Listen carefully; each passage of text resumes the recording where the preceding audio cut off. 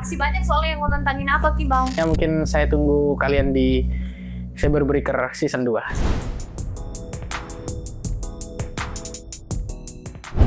Halo semuanya, kembali lagi di podcast Perisai. Hari ini udah di episode 2 ya. Kita masih membahas seputar Cyberbreaker Competition. Nah, hari ini ada yang menarik. Kenapa? Karena kita punya bintang tamu spektakuler. Siapa lagi kalau bukan Semdan dari Cyberbreaker Competition Session 1. Kita sambut An Hours of Doing Nothing. Kenalan dulu dong Bang, diri sendiri. Bang, ngomong-ngomong ini aku fansnya Bang. Jadi aku sedikit grogi nih Bang. Tapi aku berharap Abang jangan grogi juga ya. Soalnya ini kita udah episode 2 nih Bang. Dulu pas aku di episode 1 ya, kemarin itu grogi banget Bang. Jadi kali ini kayaknya karena aku bertemu friends harusnya lebih enjoy ya. Maksudnya aku yang friends dengan kosong ini. Nah jadi dia username-nya An Hours of Doing Nothing guys. Tapi sering dipanggil kosong ya Bang. Gak apa-apa ya dipanggil kosong and Roblox itu gak apa-apa ya. Oke. Nah aku yakin pasti banyak juga pertanyaan-pertanyaan dari kalian. Kita kan pasti penasaran gimana sih journey-nya dari juara 1 atau champion dari Cyberbreaker Competition. Kita bakal kulik-kulik guys sampai tuntas, sampai sedalam-dalamnya. Bersedia ya Bang? Udah bersedia tadi udah di briefing kok. Apa yang boleh ditanyakan dan apa yang gak boleh ditanyakan. Oke, yang pertama nih Bang, aku mau nanya nih. Sekarang masih sibuk gak untuk nge-solve soal-soal CTF? Kan CBC ini mirip dengan CTF ya, cuma kita di CBC 1 versus 1, kalau di CTF per tim. Aku mau nanya nih, kira-kira sekarang masih sering gak Bang ikut-ikut kompetisi CTF? Oh iya, kalau dari aku sendiri sih masih cukup sering. Cuman kalau dibandingkan dengan tahun-tahun sebelumnya, mungkin di waktu masih kuliah itu lebih banyak ikut CTF dibanding sekarang gitu. Tapi sekarang masih aktif, mungkin sebulan bisa 2 kali, atau mungkin 2 bulan ya cuman 3 kali itu bisa. Tapi yang pasti masih main CTF. Oh ternyata itu sesering itu ya Bang Evan. Berarti salahnya itu bisa sampai 2 bulan sekali atau 3 kali dalam 2 bulan. Oke. Nah, ini awalnya nih Bang, ini kan masih pertama ya, CBC dari Perisai, Cyberbreaker Competition. Awalnya Bang Kosong ini tahu dari mana sih infonya? Siapa sih yang ngajakin sampai akhirnya bisa join di event Cyberbreaker Competition? Boleh sharing nih Bang? Oke, info pertama itu taunya dari IG. Cuman saya nggak terlalu ingat siapa yang nge-share di IG, tapi ada yang nge-share ada lomba individu dan nanti ada kompetisi 1v1-nya di final gitu. Jadi kayak pas saya lihat, saya baca di IG itu menarik. Cuman waktu itu momennya saya nggak daftar, jadi kayak lagi pegang HP aja. Tapi beberapa hari kemudian itu ada yang nge-share di Discord. Jadi biasanya tim-tim CTF itu punya Discord. Dan di kampus saya itu ada tim CTF dan kita juga ada Discord. Di situ ada yang nge-share lagi. Dan saya baru inget, jadi waktu itu ada yang nge-share di IG gitu. Nah, di momen itu saya lagi on pakai laptop.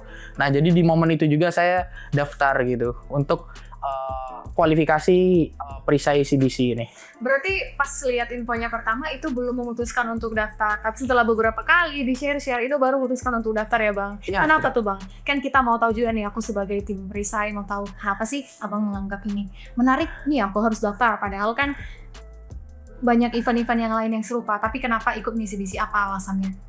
Oke, jadi yang pertama pasti gara-gara menarik ya. Soalnya di Indonesia sendiri untuk kompetisi individu itu jarang, mayoritas kompetisi tim gitu. Dan yang kedua pasti lihat background dari penyelenggara kompetisi tersebut. Karena ada beberapa penyelenggara CTF yang akhirnya menghasilkan CTF yang buruk gitu. Jadi kayak misal soalnya itu jelek ataupun pelaksanaannya itu kurang bagus gitu. Nah, saya tahu Perisai soalnya saya ada kenal orang Perisai gitu, dan orang yang saya kenal di Perisai itu jago gitu. Jadi kayak saya memutuskan buat daftar karena lombanya menarik dan saya tahu background perusahaannya bagus gitu. Jadi kayak ya udah daftar aja, pasti soalnya nggak mengecewakan gitu. Berarti ini udah sering ya Bang Abang ikut-ikut kompetisi CTF seperti ini, baik itu di lokal ternyata banyak juga ya. Soalnya yang saya baca ya kemarin di journey-nya Bang An Hours ini banyak juga history pencapaian-pencapaian di internasional. Kayaknya bersedia nggak Bang kalau dibagikan kira-kira udah pernah lomba di mana aja nih? Pasti kan, soalnya aku pribadi juga penasaran nih Bang, Abang udah ke mana aja? Mau tahu nih. Oke, jadi mungkin kalau di lokal ya, di nasional itu ada salah satu kompetisi yang udah dari lama namanya Cyber Jawara. Itu saya berhasil menjadi juara di Cyber Jawara dari 2021 sampai 2023. Jadi 3 tahun juara 1. Terus kemudian kalau di internasional mungkin ada kompetisi individu di reverse engineering namanya Flare On, diadakan sama Mandian Google. Itu saya juga mendapatkan Hall of Fame, jadi berhasil menyelesaikan semua soalnya. Terus juga ada kompetisi di Arab, jadi ada namanya Black Hat Mea. Itu saya juga jadi juara 3 di tahun 2022. Itu sih. Kayaknya bang hobinya setiap lomba juara 1 mulu ya bang. Nanti kita bakal lihat ya gimana teknik-tekniknya dari Bang Kosong ini. Tadi kita udah balik nih ya, dia pernah lomba di mana aja, betul kalau ke internasional. Sekarang kita balik ke experience yang CBC kemarin dulu bang. Nih kemarin kan Bang Enawars ini pas di babak kualifikasi itu performanya belum maksimal ya, jadi sempat turun ke lower bracket, tapi pada akhirnya itu bisa comeback sampai ke menjadi juara. Nah, boleh nih bang ceritakan gimana sih journey-nya pas waktu di babak kualifikasi kemarin? Apakah itu memang performanya belum maksimal makanya bisa turun ke lower bracket? Terus gimana cara ngejaga pressure-nya? Dapat pressure apa aja sih? Dan cara untuk ningkatin semangatnya biar bisa tetap wah aku habis comeback gitu. Harus tunjukin nih skill aku, masa aku di luar juara tapi di CBC Perisai wah ke lower bracket gitu. Ayo bang gimana? Oke, mungkin yang pertama itu gara-gara beban ya. Soalnya melihat kualifikasi itu saya peringkat 1.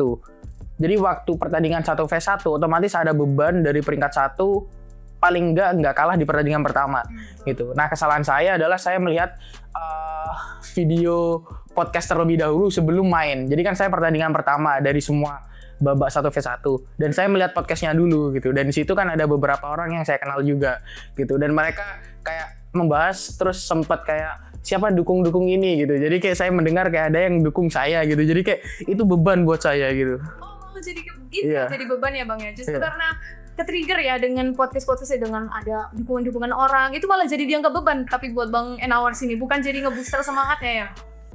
Itu termasuk kayaknya ya bang.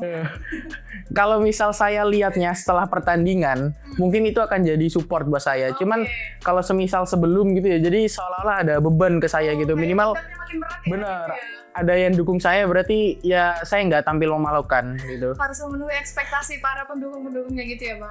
Terus mungkin yang kedua itu gara-gara saya nggak tahu ketika 1v1 itu nanti kompetisi akan seperti apa, tingkat kesulitan soal seperti apa itu saya nggak tahu, dan itu pertandingan pertama gitu. Jadi otomatis saya belum bisa menentukan batasan kira-kira seperti apa kesulitan soal gitu. Jadi pendekatan saya di pertandingan pertama itu salah gitu. Jadi saya nggak tahu batasan soal seperti apa dan saya belum pernah ikut kompetisi 1 versus 1 sebelumnya. Jadi kayak bener-bener pendekatan di pertandingan pertama itu salah total gitu. Jadi saya ngerjain pun dari awal itu salah, harusnya nggak gitu ngerjainnya gitu. Nah bang, ini kan memang kalau di Indo masih pertama kali ya 1 lawan 1.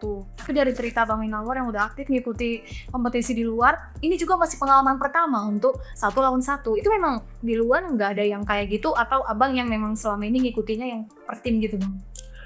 Sebenarnya lebih ke ada yang 1v1 di luar, cuman saya belum pernah ikut kompetisinya gitu. Kalaupun saya ikut kompetisinya itu pasti dipilih orang-orang, jadi cuman hanya perwakilan gitu untuk mewakili tim yang banyak itu buat maju ke 1v1. Dan mungkin di situ bedanya kalau di Perisai itu kita ada skema band. Jadi kita bisa ngeband soal apa gitu. Sedangkan kalau di luar dari yang saya tahu itu kebanyakan 1v1-nya itu ada di PON. Jadi di kategori yang sering saya hindari, terutama di 1v1 kemarin gitu. Jadi otomatis kalaupun misal saya ikut kompetisi di luar yang ada 1v1, mungkin saya nggak maju. Soalnya ada kategori yang saya nggak menguasai gitu. Sebenarnya itu ada di PON. Berarti dari Bang Kosong sendiri yang kurang gitu ngerasa di bagian PON itu ya? Benar. Oke. Nih Bang, kira-kira pas di CBC kemarin, momen yang paling susah itu apa sih Bang? Dan apa sih yang paling kayaknya, wah ini ngeselin nih untuk challenge yang ini nih. Soalnya tadi kan kita dengar baru pertama kali nih pengalamannya, pasti ada banyak perbedaan-perbedaan untuk yang 1 versus 1 dan juga yang kayak biasanya. Yang bisa nih Bang dijelasin, ada gak momen yang nyebelin kemarin pas di Cyber Breaker Competition Session 1? Nyebelin sih sebenarnya lebih ke ini ya, lebih ke nggak menebak tingkat kesulitan gitu ya coba. Jadi yang menurut saya paling nyebelin itu di step pertama, maksudnya di pertandingan pertama. Soalnya saya bener-bener nggak ada pandangan kira-kira soal seperti apa gitu. Nyebelinnya di situ karena saya nggak tahu. Saya mikirnya kan kalau dilihat dari kualifikasi itu soalnya tingkat kesulitannya seperti ini gitu. Jadi saya ada pandangan gitu dan saya mengacu ke pertandingan di kualifikasi gitu. Yang mana nyebelinnya itu setelah saya di pertandingan pertama itu salah saya gitu. Dan di pertandingan pertama itu pertandingan kriptografi yang mana saya di momen itu harusnya cukup percaya diri untuk mengerjakannya gitu. Tapi malah kalah gitu. Jadi itu bener-bener coba gak mau nonton gitu. Sebenarnya masih kerasa di Banten. Udah selesai kok, udah juara 1 juta bang. Paham. Sekarang mau nanya lagi nih bang, yang kemarin kan pas waktu lawan March ya, dan juga COVID-19 itu abang naiknya cepet banget tuh kayaknya pas di situ. Itu ada strategi khusus atau memang udah apa nih yang dilakukan kok bisa tiba-tiba pas di situ wah cepet nyepos move-nya? Ada gak rahasianya bang?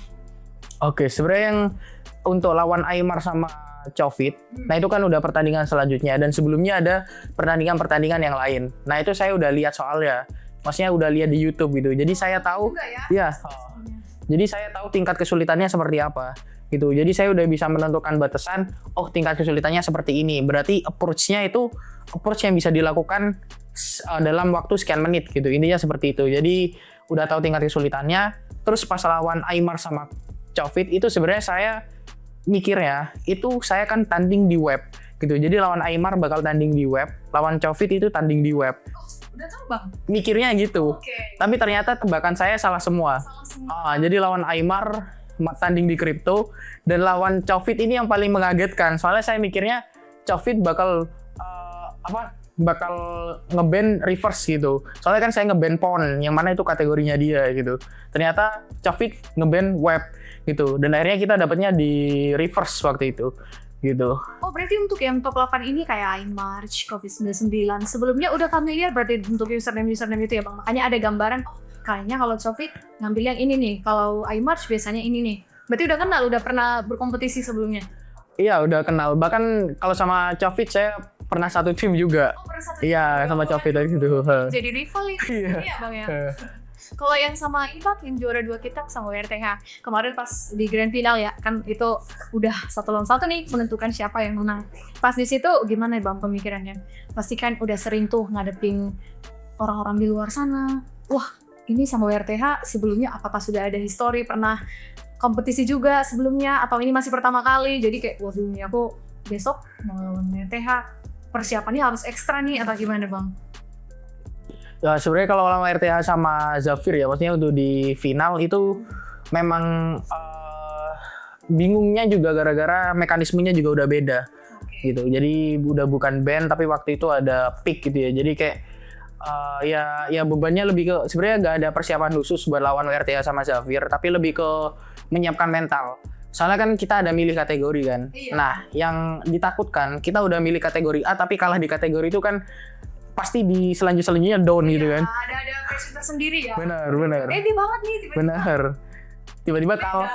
Tiba-tiba hasilnya buruk di kategori yang dipilih kan agak down pasti dibandingin selanjutnya. Jadi kayak kemarin tuh ya lebih ke fokus ke kategori sendiri aja. Jadi kayak nyiapin ya maksudnya kayak buat kategori sendiri paling enggak kita harus bisa menang gitu. Untuk kategori yang selanjutnya itu kayak bisa lebih tenang gitu loh.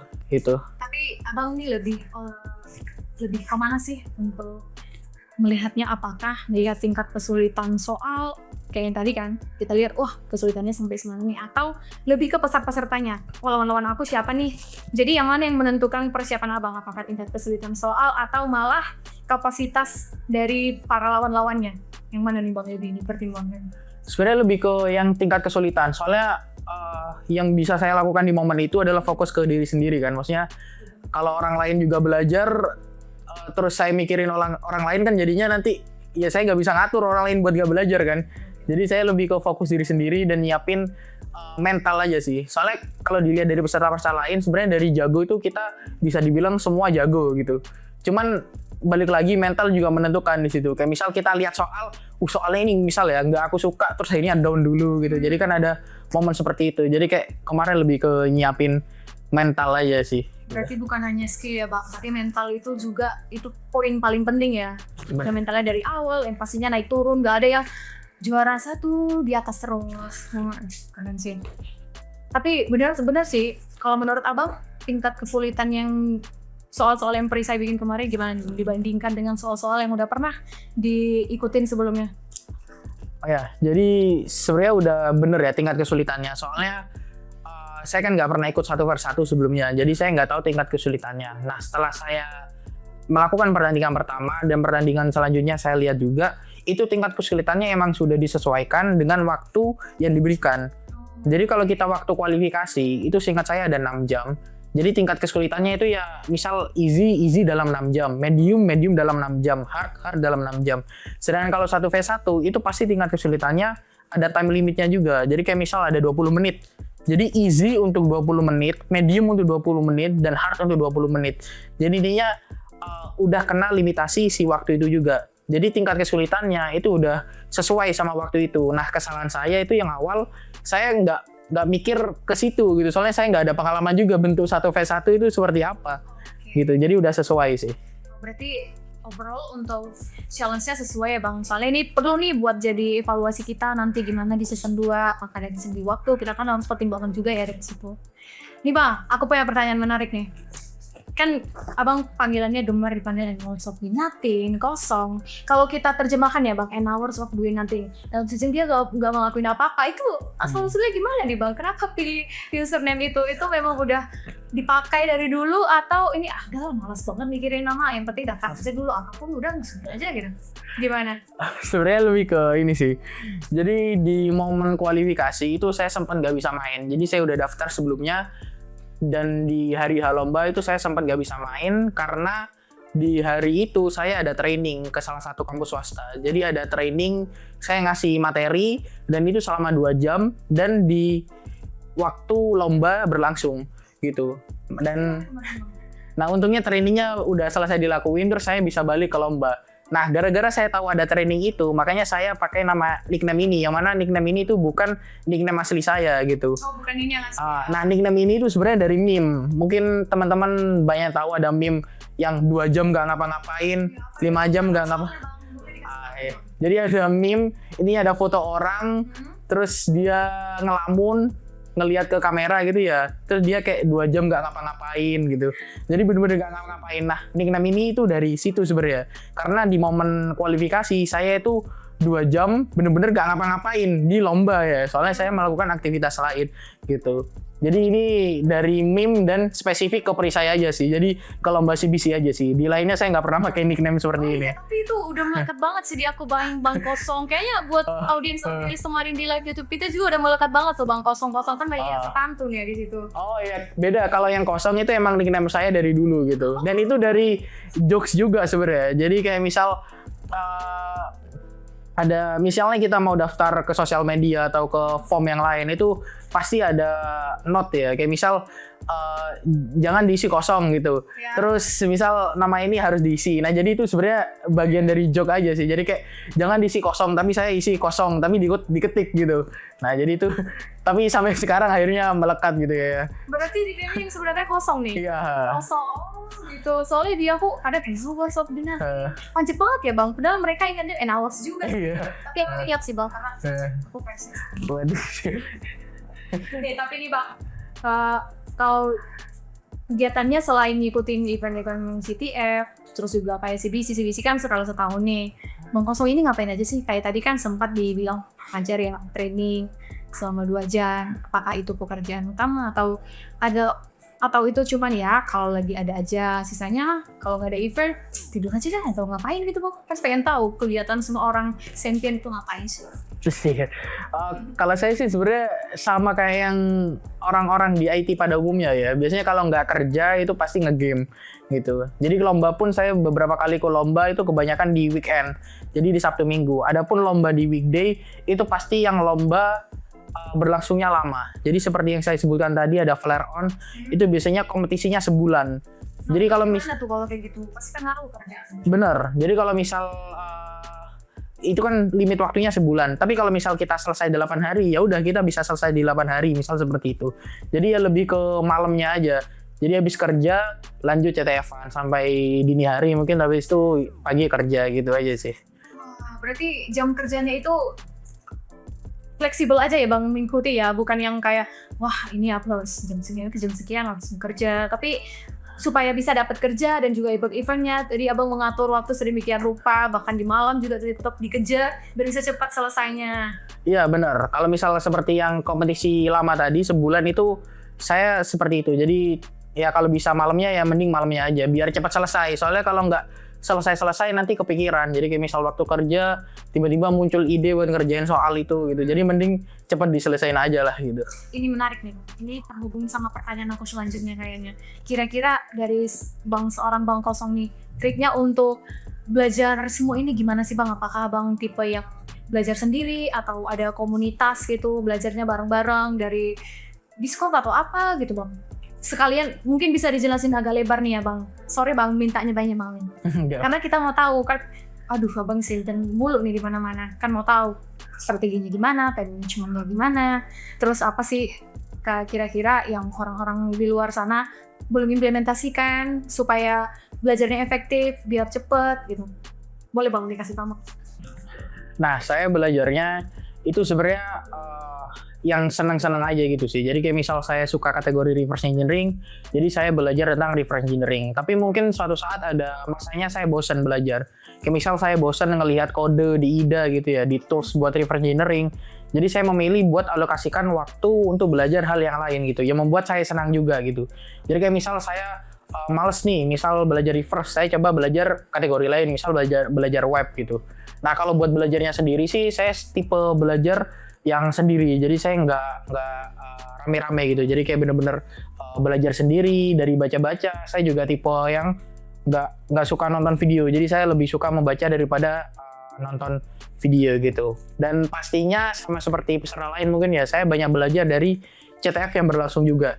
Soalnya ketika kita main CTF itu pasti kita akan secara nggak langsung berusaha menyelesaikan soal secepat mungkin.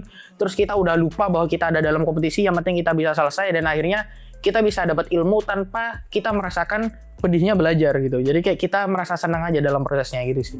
Berarti harus enjoy ya Bang sama apa yang kita pelajari. Dan juga Bang Kosong ini strateginya malah kita nggak perlu fokus ke semuanya, tapi kita dalemin yang benar-benar kita satu PD. Tapi yang lain ya kita pelajarin juga, tapi fokusnya satu, berarti gitu ya Bang. Terus juga Bang Inawat sini tipenya yang suka belajar sendiri, tapi komunitas pasti tetap ada ya.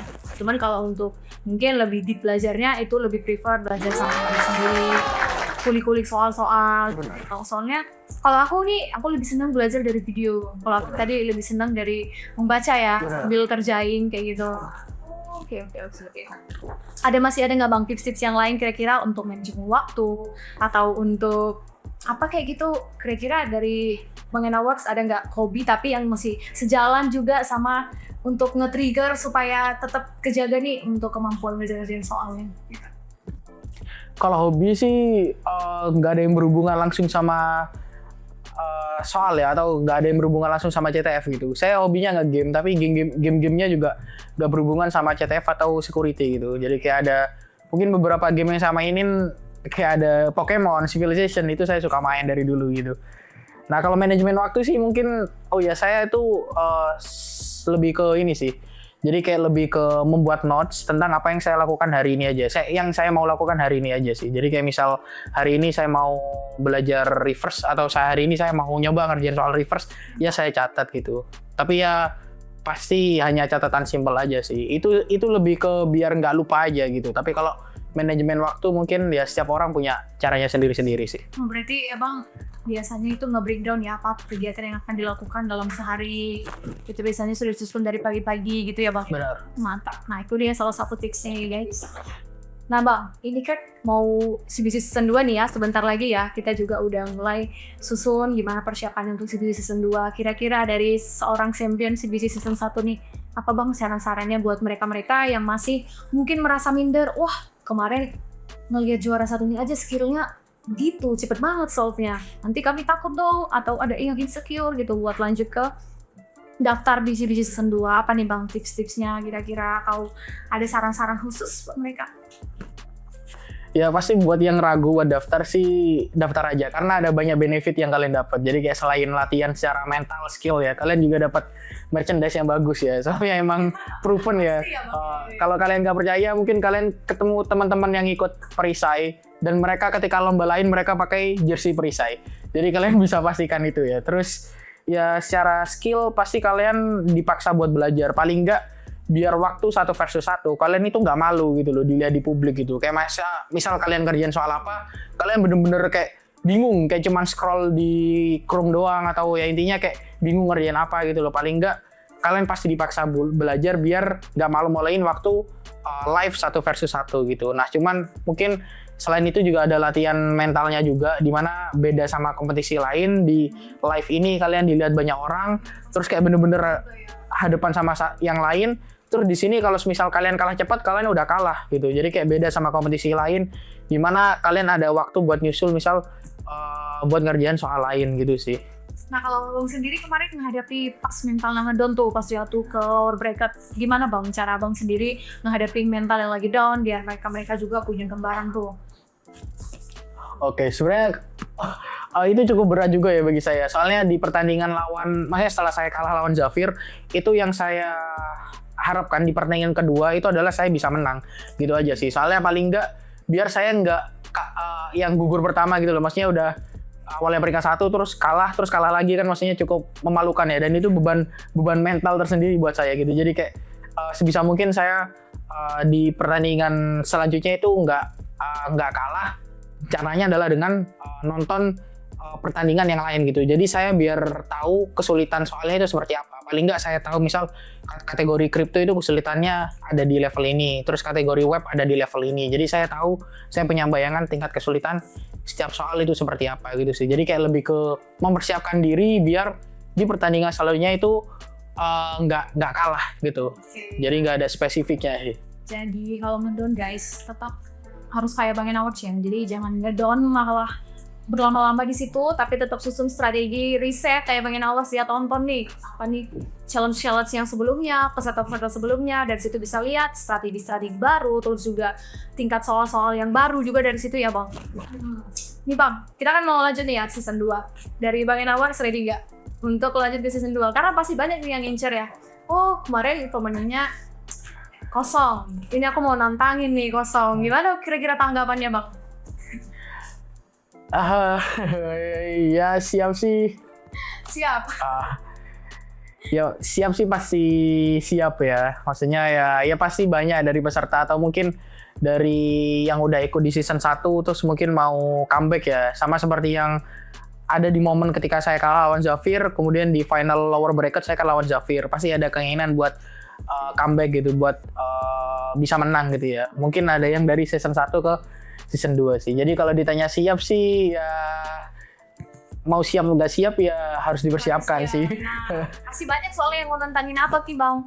Jadi apa sih Bang pesan-pesannya buat mereka nanti calon-calon peserta CBC season 2? Kasih nih Bang pesan-pesan buat mereka. Ya pesannya yang pasti buat yang belum pernah ikut, terutama di season 1 yang nggak ikut gitu ya, atau nggak sempat ikut, ya harus ikut. Karena di season 2 ini ya pasti karena kemarin juga ada banyak feedback dari peserta, pasti lebih baik gitu ya, dan saya jamin seru sih. Soalnya di season 1 aja udah seru banget gitu ya, dan sangat menarik. Apalagi event seperti ini tuh sejauh yang saya tahu di Indonesia itu belum ada gitu. Walaupun kalau di luar negeri udah ada, tapi di Indonesia belum ada. Jadi ya kalian wajib ikut sih gitu. Guys, jadi sebenarnya aku tadi mau minta testimoni, tapi aku udah sampaikan duluan testimoninya. Mungkin ini closing statement nih Bang dari Abang nih. Apa? Satu kata atau apa nih? Satu kalimat boleh, mau pantun juga boleh.